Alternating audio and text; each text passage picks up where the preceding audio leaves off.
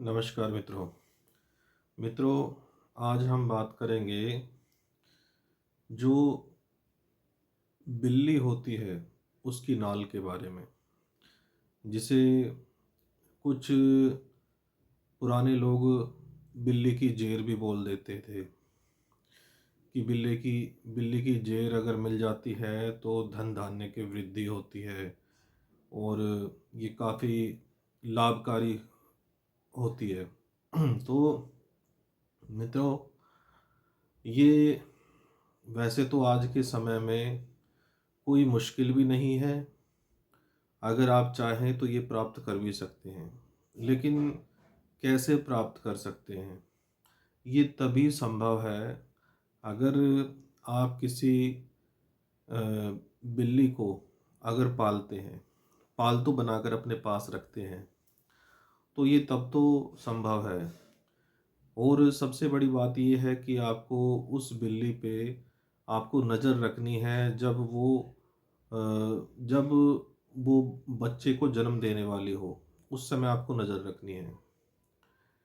क्योंकि उस समय उसकी नाल जो निकलती है तो उस समय वो आपको किसी भी तरह से उससे हासिल करनी होती है।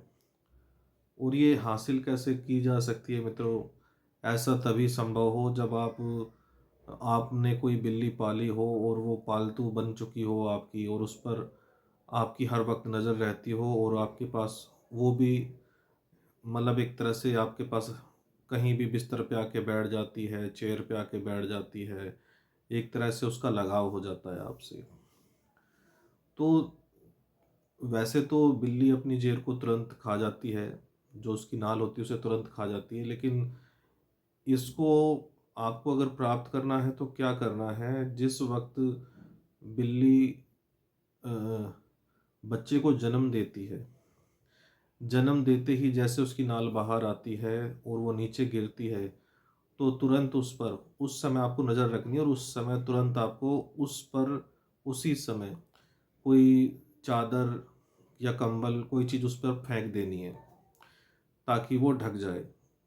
कुछ समय आपको मिल जाए, और वो ढक जाएगा तो बिल्ली उसे एकदम से खा नहीं पाएगी। फिर आप उसे हासिल कर सकते हैं। तो ये तरीका तो हो सकता है। और आपको कैसे करना है ये भी मैं बता देता हूँ। सिद्ध इसको कैसे करना है? पहले आपको ये जो नाल होगी, ये पहले आपको कम से कम 2-3 दिन कड़ी धूप में सुखानी होगी, और कड़ी धूप में भी आपको ऐसे सुखानी होगी जो इसे चील कौवा वगैरह कोई इसे उठा ना ले जाए। इस पर या तो कोई जाल हो आपके पास, जाल के अंदर इसे डालकर इसको धूप में रख दें और ये सूख जाए। सूखने के बाद फिर आपको इस पर क्या करना है? इसके आपको क्या करने हैं? चकोर टुकड़े कर लेने हैं कैंची से। कैंची से या कोई भी चाकू से, जैसे भी इसको इसके चकोर टुकड़े कर लें कुछ। और ये जो नाल सूखने के बाद ना सूखे हुए चमड़े की तरह हो जाएगी, जैसे सूखा हुआ चमड़ा होता है। तो उसके बाद आपको टुकड़े पर कोई भी एक टुकड़ा लेना है और उस पर हल्दी का लेप लगा देना है। हल्दी का लेप लगाकर फिर आपको क्या करना है? किसी भी सिद्ध योग में हल्दी का लेप लगाने के बाद भी आपको धूप में सुखानी है, ध्यान रखना है, ताकि वो सूख जाए। क्योंकि गीली होगी, थोड़ा गीलापन होगा तो वो सूख जाए। उसके बाद फिर से धूप में रखनी है आपको। फिर आपको क्या करना है? सूखने के बाद किसी भी सर्वार्थ सिद्ध योग या सिद्ध योग, अमृत सिद्ध योग, गुरु पुष्य योग, रवि पुष्य योग, इनमें किसी भी सिद्ध योग में आपको इसकी प्राण प्रतिष्ठा करनी है।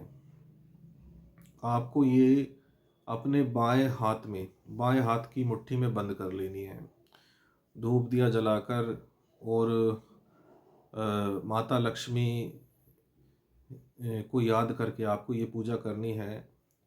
और अपने बाएं हाथ की मुट्ठी में से बंद करके अपने मन में ये ध्यान करते हुए माता लक्ष्मी का और पैसों का और सोने चांदी का, इन चीज़ों का आपको अपने मन में ध्यान करना है और आपको 54 बार ये मंत्र पढ़ना है जो मैंने डिस्प्ले पर दिया हुआ है।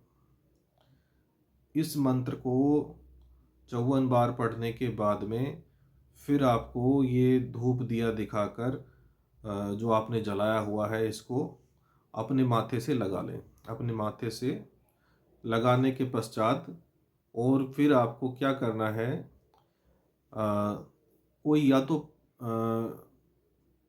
पीतल की डब्बी हो या चांदी की डब्बी हो, उसमें आपको ये रख देना है और अपने जहाँ पर आप सोना चांदी जेवरात जो भी रखते हैं या पैसा रखते हैं वहाँ पर इसको रख देना है। ये मित्रों इस प्रकार से सिद्ध होगी ये, और मंत्र मैंने ऊपर दिया हुआ है, इसका जाप जरूर करें क्योंकि इसके बिना ये सिद्ध नहीं हो पाएगी। तो मित्रों आज के लिए इतना ही, मिलते हैं नेक्स्ट वीडियो में। तब तक के लिए आप सभी भाई बहनों को जय श्री राम।